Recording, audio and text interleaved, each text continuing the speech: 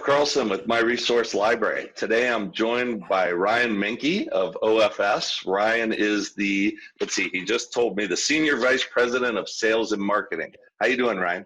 Doing great, Jeff. How are you? Fantastic, fantastic. I will tell you, the reason that I really wanted to meet with you is, and you and I have discussed this in the past, but the reason I wanted to meet with you is I would love to share your story of how you got engaged with a bunch of frogmen. Oh, yeah. Long story or short, I'm not sure. A few years ago, we were looking for a motivational speaker for our first ever national sales meeting. And one of my best friends had just heard this guy speak. And I said, hey, if you ever need a speaker, this is the guy. You'll be crying at the beginning of the speech and you'll want to sprint to the top of Kilimanjaro by the end. And sure enough, he didn't disappoint. We brought him in, had everybody super charged, and we just became buddies from there on. And so from there, we've worked with team guys now ever since. We work with him as well as another company called Victory Strategies, which is they're all ex-Navy SEALs, and the other half of the business leadership is all former executives from Fortune 500 companies. So they got a really nice mix. But yeah, we work with them a lot. It's just an unbelievable community. There's no ego, but a lot of confidence. Well, it's amazing because you have shared the story with me before as well on how you met him, and I've looked him up since then, and to really think of him doing a speaking for my team as well. He's very powerful, but then he convinced you to do the GIGO swim and workout, and tell us a little bit about what you're about to embark on this weekend, right? It's this weekend? Yeah. So tomorrow, head out of town. But we're going to, on Saturday, there will be 61 of us, or I think 62 now. And about half of them are Navy SEALs. Last year it was 33 Navy SEAls and me. I was fortunate enough to be the civilian in it, but luckily we've almost doubled the participation this year. But last year was the first ever legal and sanctioned swim across the Hudson River. So we swam from Liberty Park in New Jersey to the Statue of Liberty, from there to Ellis Island, and there to Battery Park, and then did a flag run of the 9/11 Memorial. And along the way, we had to do about 100 push-ups or 100 pull-ups and about 500 push-ups in total. But the whole idea is to raise money and awareness for the homeless veteran population. Most people don't know that every day 22 veterans commit suicide. And the mission of GIGO Fund is obviously to prevent that and then help veterans transition from, as freedom fighters to civilians. A lot of them struggle with that transition, and so the whole impetus behind the organization is to help. And I think in New York alone, there's over 650 homeless veterans on the street. So wow. Last year was a lightning rod, for the city, because number one, it's the first time it's ever been done. Number two was that the mayor then got behind it during the Veterans Day parade this year.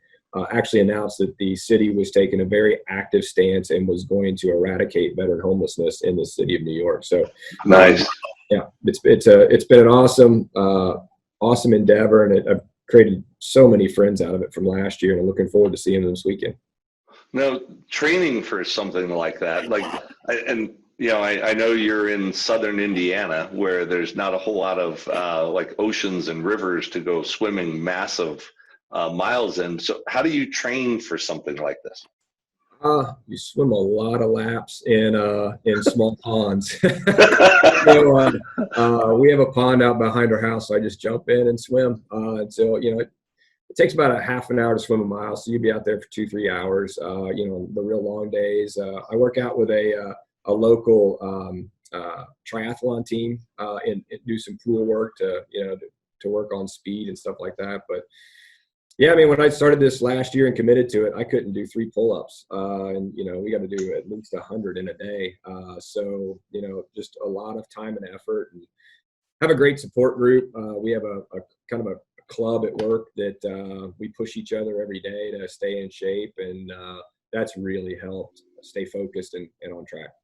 Yeah, because I mean, the weather is not, it's not sunny and warm every day where you live. So I would imagine swimming can be problematic when you have to move indoors during the wintertime because those ponds freeze down there, right? During the wintertime. Yeah. Luckily, we'll kick it off in like March. So you're putting a wetsuit on and swimming in, 40-something degree water for, just a few weeks, and it starts warming up. But I think that's part of the challenge. I think that's, I love to push myself. This year I did the 75 hard challenge, which was really tough. You have to work out twice a day. You have to drink so much water. You have to read so many pages of nonfiction. No alcohol. It was a real grind. But I like to know what my boundaries are and continue to push those. And I think that helps, set a certain kind of mindset. And we were talking a little bit before we started recording that you went for a run with Nick, who's your director of marketing, I believe is his title, but Nick Blessinger, and you were like, yeah, he ran 31 miles. And I'm like, just like, in a month? And you were like, no, him and I went, you did 26 of those miles. And I'm like, wow, like that's committed to, I mean, to being in shape. Anybody that knows Nick, he doesn't have a runner's build, but he can run and run. And he's actually doing a 50 miler this winter in November. So he's kind of training up for it. Yeah. I just said, hey, I'll come down and run a couple laps with you. And the next thing we know, we're out there for, 4 or 5 hours running together. So it was, wow. It's pretty amazing, but that's part of that group. That group's constantly pushing each other to do big things. And then if you don't want to go do something. Yeah. And I do know several of the people that are in that group with you. And they love it. They speak very highly of it, and we're trying to implement that even here at my resource library. But like I shared with you, nobody wants to pay money when they don't work out. So I've got to get them more engaged to do that. Yeah. So it's interesting. So for this year's SEAL Swim, what we did is we threw out a 34-hour vets challenge, and what it was is you had to work out 30 minutes a day for 30 days. And it's kind of like a reverse gym membership, kind of like our group work. You pay $30 to join in, but you don't pay unless you don't work out. So if you don't work out, then you owe $5 for every day you don't work out. Okay. It's been a really fun way to raise money and get people in shape and get active and contribute to a great cause. So we're going to do more of that because we think it's a great way to fund, different philanthropic initiatives and get people healthy. So yeah, you'll see more of that from us in these kind of reverse gym membership type fundraising events. And OFS, correct me if I'm wrong, you guys have a gym at the factory, right? They're at the corporate headquarters? Yeah, we have a gym. The entire lower level of the building is a gymnasium with indoor lap pool, and we have a full-time fitness instructor, dietitian. In fact, we should be getting our WELL certification any week now. So nice. We're excited to be able to announce that. But yeah, Dad had the foresight in 2004 to make the gym a key element of the facility. So very active group here, which we all take a lot of pride in because I think a healthy workforce is an effective one. So yeah, it's very important.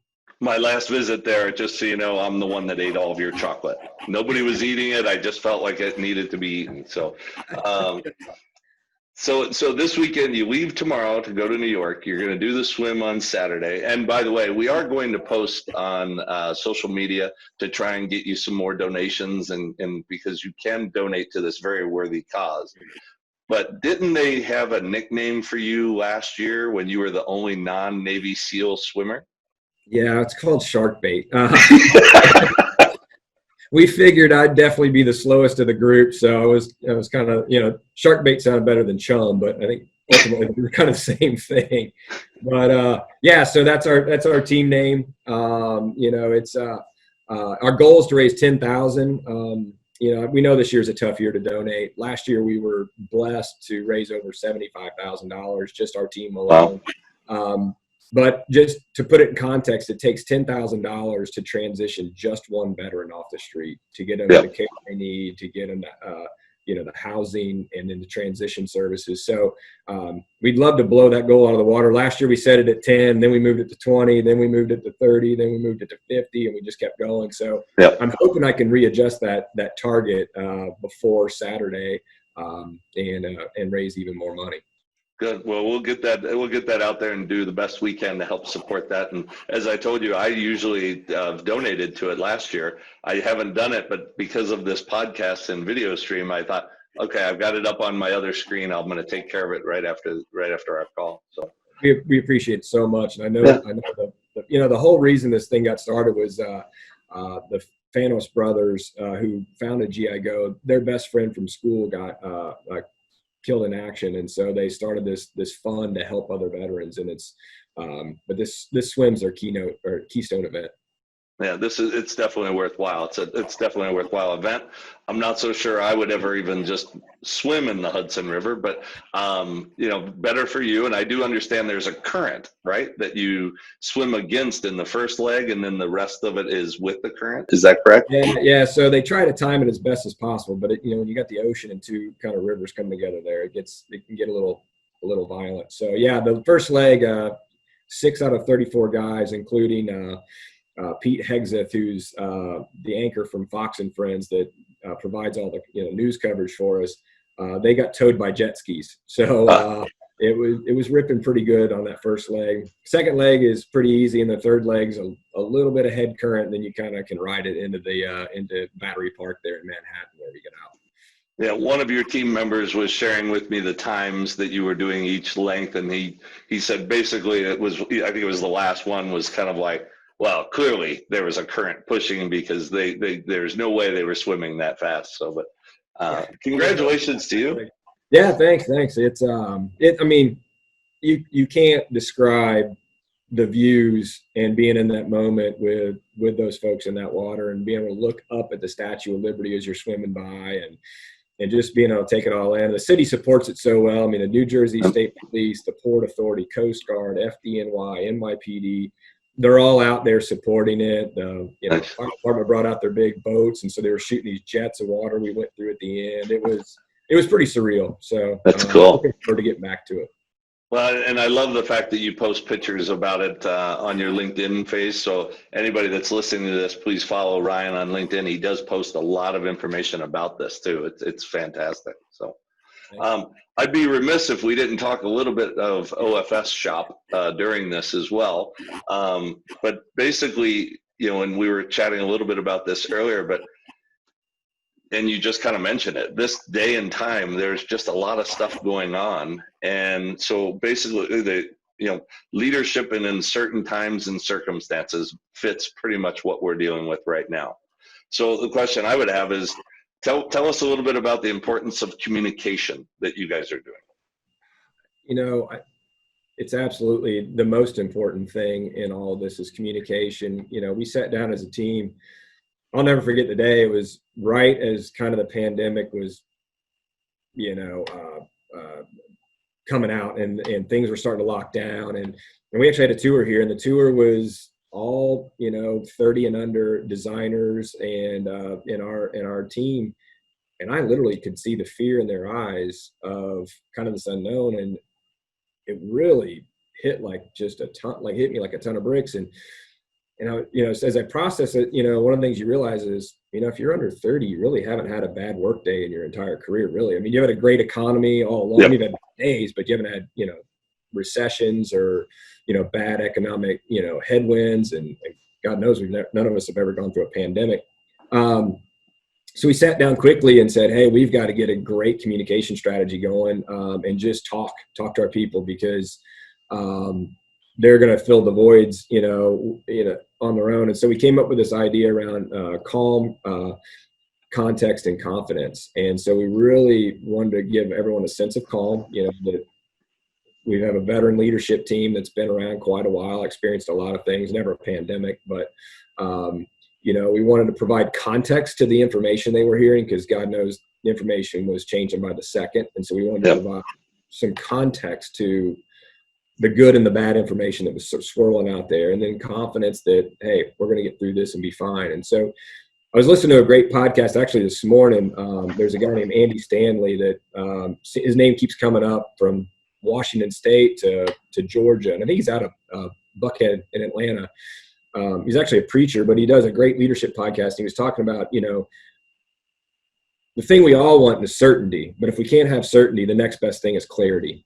And I thought it was such a strong and powerful statement. And, to acknowledge that we're not certain about what things look like in the future. I mean, none of us can predict it, but we can be clear about our actions and intentions today to drive an outcome we want to see in the future. I thought it was a really powerful statement. So we've been out there daily, weekly, monthly with different formats of either written, verbal, or, we do a ton of Zoom calls. We call them fireside chats with our team nationwide, just to kind of give us, a state of the state, and then, open it up for any and all questions that we can address. So I think communication is absolutely critical. Well, and I think you touched upon something that I'm really passionate about, to be honest with you, and that is clarity.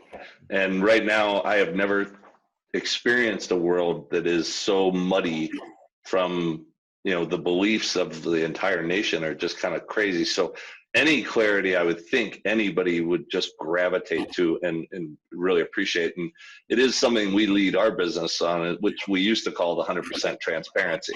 Like everybody on my company knows every single aspect of our company. But the clarity part is really powerful now. And if you're clear with everybody, and it just is so much more powerful because people want that in their life right now. Yeah, so absolutely. And you got to be vulnerable enough to say, hey, I don't know what the future holds, but what I do know, or I have confidence in, is in you as individuals. We just got to put in the work and lean on each other. I love the concept of the difference between independence and interdependence. Independently, we may be good at what we do. Some may even be great, but together we're even better at our craft, right? So leaning on each other, having those support networks, we're all going to have a bad day, right? I mean, it's just natural. So to have that group to lift you up, or to just lean on when you need them, I think that's super important. So, and that's all part of communication. I've always heard that the simplest definition for culture is that's nothing more than the conversations we have with one another. And I think that goes hand in glove with what you're saying about communication, especially in very uncertain times. Yeah, it's fascinating. And by the way, I do follow a lot of your guys' reps in the different markets that you have. I'm seeing them on Instagram, on LinkedIn, and I will tell you, they are being very clever in some of the new endeavors that they're trying, and it should be really rewarded because they're really thinking outside of the box to keep engagement going, and I really respect that a lot. So that speaks very highly of your culture versus sitting back and not doing anything. So I appreciate that. I mean, in times like this, there's a lot of opportunity, and if you just embrace it and know it is what it is. So what are we going to do about it? What are we going to do differently? What are we going to try? And I got to tell you, I'm so proud of our teams and their resilience and their mindset and their vulnerability to just get out there. And I love these, little video series that individual reps are doing out there. I mean, it just shows, we long for connection as human beings, and we're a relationship business. And if we can't connect in person, then we're finding ways to connect and those conversations as good as it can be through a video. It's I'd rather be in person, but this has provided a nice medium. Well, like I said, I put on a nice shirt for you, but you called me out and said, but you're wearing gym shorts, and you're right. So hey, I would be too if I wasn't in the office. I was just going to say, but I know you're in the office because I see somebody behind you on their computer screen. So I know that's not a virtual background for you. So, but that's fantastic. The perspective and keeping kind of sharp mentally. And this is a really interesting thing for me with OFS. And now I've been around OFS. OFS was, you guys did join my resource library within the first year of our existence, and you guys have been with us, and we've done some co-marketing things together. Like at last year's CET event, we did the Top Golf program. But you had a chance meeting, and Nick kind of gave me some talking points, so that's where I came up with this. But you had a chance meeting of Dr. Drew. What do you want to share about that? I think that's fascinating. And first off, how do you have a chance meeting with Dr. Drew? Well, so not the Dr. Drew from MTV, Okay. different Dr. Drew. It was a late night delayed red-eye flight from LaGuardia back to Louisville, Kentucky, and we both got upgraded and sat next to each other. And next thing I know, we're having this amazing conversation. Here I'm talking to a fellow Hoosier, but he practices psychiatry in New York City, commuted every week, Tuesday through Thursday. But he's a pioneer in nutritional psychology, and how important what we eat is for our body and our brain. And we've just stayed buddies ever since. And as much as I've leaned on the SEAL community for mindset, around grit and resilience, he's been an unbelievable resource. We've had him on our nationwide Zoom calls with our reps. Just a fantastic guy. Just down to earth, humble.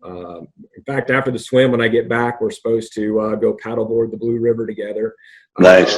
He's an amazing guy, and he really helped us kind of all process the emotions we were going through, the feelings we were going through as we progressed through, these stay-at-home orders and kind of this isolation we were feeling. And it's just been amazing. And so, we're hoping to do more. Actually, we did a podcast with him. We're getting ready to do a story on him. Actually, I think this week, some of those conversations are happening. And that's in your guys' publication, right? You guys do send out a publication as well. OFS does. So we just launched Imagine a Place, our 3rd edition, last week. Some amazing stories of just great humans in there, and then he'll be in season 4 or issue 4 for sure. But okay. I highly recommend him. Everybody go out. Dr. Drew Ramsey. He's got some phenomenal books. My favorite being Eat Complete. He's just a wealth of information, and again, just a great person. It's fun now. You kind of, you just usually when you're traveling, you're head down, you're in your computer, you're in your mindset. But every once in a while, when you do take the time to look up, you meet very interesting people. And I've fallen prey to that too with all the travel. I just usually slap on the AirPods or whatever else and watch a movie, that's my downtime. But you miss out on opportunity of talking with people that are around you, and you can find nuggets everywhere. So, and I think that's the beauty of being able to travel, is just the new people you meet, the new experiences you have. It just makes you a more well-rounded person. I think it helps with your perspectives. We all have biases and filters, but the more we can get out and experience, I think the more of those, the more contextual they become, and the better people we are. Well, just so you know, my next call is to Nick to make myself available for all of these internal meetings that you're having that I could benefit so greatly from. So, because nutrition and I think I just ate 3 pieces of chocolate before this webinar, and it's only 9:30 in the morning my time. So, as long as, Drew would say, as long as it was 88% cacao, you're fine. So, yeah, this was milk chocolate. This was the wrong one. So, but basically, I just kind of want to wrap up a little bit here too. I want to circle back to our industry. I am very, very proud of this industry. In an article in our Delve magazine, I wrote a letter from the editor and said that I was a 3rd generation furniture geek. I learned after that, my family's not very open about like the entire family. But I learned after that I needed to do a revision. I'm not 3rd generation. I'm actually a 4th generation.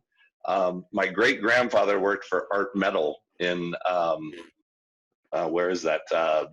Jamestown, New York, which at that time, I guess, was the metal desk, like the steel case of the world. My grandfather started a rep group. My dad's a rep. My brother's a rep. So this industry means a lot to me, and I want to stay interconnected with this industry. But I want to kind of circle back a little bit about like what are you guys thinking as the kind of the next wave, the next future of our industry? Because it's taking some shots right now, and it's down because everybody's working from home and nobody knows what's going on. So how are you keeping your team balanced in the COVID kind of mentality? Yeah, great question. I think the only constant is change, right? So we're definitely, we saw, we were really kind of focused on the fourth great transformation of, that's being accelerated by technology, artificial intelligence, remote intelligence, those things. And I think this has done nothing but accelerate that. Choice-based environments, we've been talking a lot about work from home. We were talking earlier before we started recording. And I think that I guess it's human nature. You always want to go, from one side of the pendulum to the other. And it's what we talk about all the time is don't react, respond. And, responses, I think you study the field a little more, you're thinking a little more long-term. But I think we will see a more choice-based working world from here on. It's going to be, where can I get my work done the best as an individual and or as a team? So I do think it's going to change. I think landscape's going to change. I think anybody that holds on to, yesterday is holding on to institutions that can become anchors pretty quickly. I think we all have to figure this thing out together, and we have to continue to push our own boundaries, our own comfort zones, like our reps are doing now, finding new ways to connect. One thing we're committed to is we're not slowing down on product. We're actually accelerating our product launches. We're accelerating our investments in, tools like CET and other technologies that make people more efficient. The other side of that coin is, though, you just got to do the fundamentals, right? I think who's going to come out of this I don't think it's on top, but it may be in better shape than others, are those that are out there putting in the work every day. Those that are willing to put in the fundamentals every single day, and they're not fun. Nobody wants to really, make 100 cold calls a day. And hey, it works. I mean, I was at a dealership. That's how I cut my teeth, and my best deals I ever had were, in call 92 and call 97. So, I think we're gonna have to reinvent ourselves as an industry. Find out what's really relevant to our customer, not what we would like it to be, but what's really relevant to them and what they see value in. And so I think there's going to be a lot of reinvention. I mean, I think our industry is going to go through a lot of change. I think there's going to be a lot of mergers and acquisitions at the manufacturer and the dealer level. It's starting to happen, but I think this will accelerate some of that as well. Yeah, I agree. It's kind of funny. I referenced Solomon Coyle before in our conversation. One of the things that he said what Paul Holland said to me when this whole thing kind of started, the whole COVID kind of disaster started to happen, he said, moving forward, it won't be what your customers need, it'll be what their customers need. And he said, our industry kind of follows all of these big industries. We're just behind it a little bit. But if you really look back, you can reference the changes that have been happening. Blockbuster used to be the biggest thing for rentals. Now Netflix is the biggest thing. Taxis were the only way of getting around. Then Uber comes out. And so this transition of changing the business model has been it's been needed for our industry. And I think it's been coming at us. It just took a pandemic to kind of force it, but it's been coming at us for sure.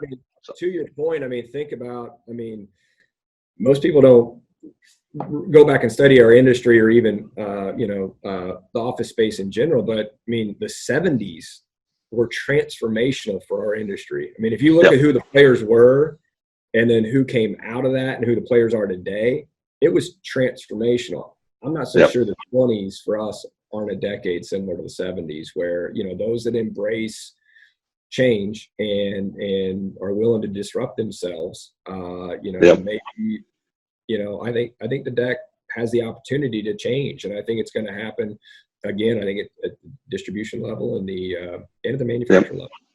Yeah, I agree. I agree with you 100%. Well, thank you. I want to thank you for your time, but I also I always like to give all of my guests an opportunity to do any self-promotion of OFS that you would like. even if it's talking about your sister, which we talked about earlier, and how amazing she's been doing. And by the way, she did a post on LinkedIn that had a barn in the back of it. She was sitting out in a field with her daughter, I believe it was, reading a book, but there was a barn. Is that the barn where you're going to store the Bronco? Because I think I can pin that picture. Actually, yes. If that's what your plans are, that is the barn. I just, from OFS, we just want everybody to be safe. We got to get people back to work. Yep. But take care of yourselves. I mean, we'll get through this, right? So, take care of the whole self. I think that's such an important thing. It's, Yep. we all have to, put, food on the plate and roof over our head and clothes on our families' backs, but, take care of yourselves. Make sure you're eating well, get a little exercise, and it's amazing what it does for you. I think well-being is the way forward. I really, truly believe that if we put, human-centered design thinking at the forefront of everything we do, if we always put people first, I don't know how you can go wrong in that. So I want everybody to be safe. I want everybody to, we need to get back to work. So I'm hopeful that there will be therapeutics in the very near future and a vaccine in the midterm future. But we just we appreciate everybody and hope we can all get through this as soon as quick as humanly possible. Well, I will say this, and I've known you now for about 8 years, and I've met your dad as well, Hank. You guys, as an entire family, have built an organization that you should be extremely proud of. I actually learned a lot in just talking with you today about the whole fitness. I knew you were into it, and I knew you would involve some of your people, but the way that you're going about looking at, basically what you eat, how you work out, how you actually stay mentally sharp, is all directing OFS. And I think that is very, very powerful, Ryan. And I just wanted to say congratulations on that for sure. I appreciate that. Thank you. Well, we're doing our best. Yeah, and you're doing it well. So, thank you again for all of your time. I'm going to sign off. Don't go anywhere, and we'll just stop the recording. But thank you again for your time, Ryan. I appreciate it. Appreciate it, Jeff. Thank you, buddy. Appreciate it. All right.